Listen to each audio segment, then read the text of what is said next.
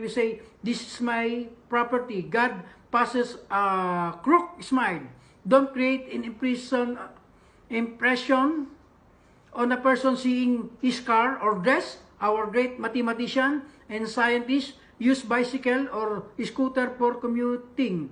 It is not a sin to be rich, but to be rich only with money is a sin. Control life or else life will control you. These things which really matter at the end of life, contentment, satisfaction, and peace. Sadly, this cannot be both.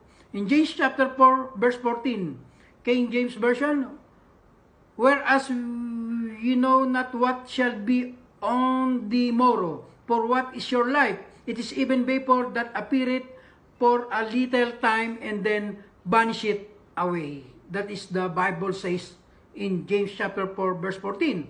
In John chapter 14, verse 16, Jesus says, the Bible says, Jesus said unto him, I am the way, the truth, and the life. No man cometh unto Father but by me. Amen? To God be all entire glory. Let us pray. Thank you, Father God, to the message that you planted in our heart. Help us to, Lord, and give us a receptive hearts. Help us to apply this our every day's life. Holy Spirit, truly you are our teacher. Truly you are the one to deliver this message. And you only use my thanks and my heart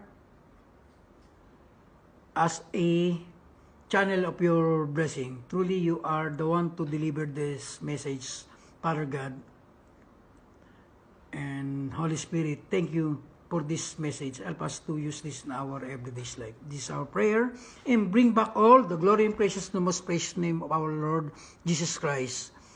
Amen.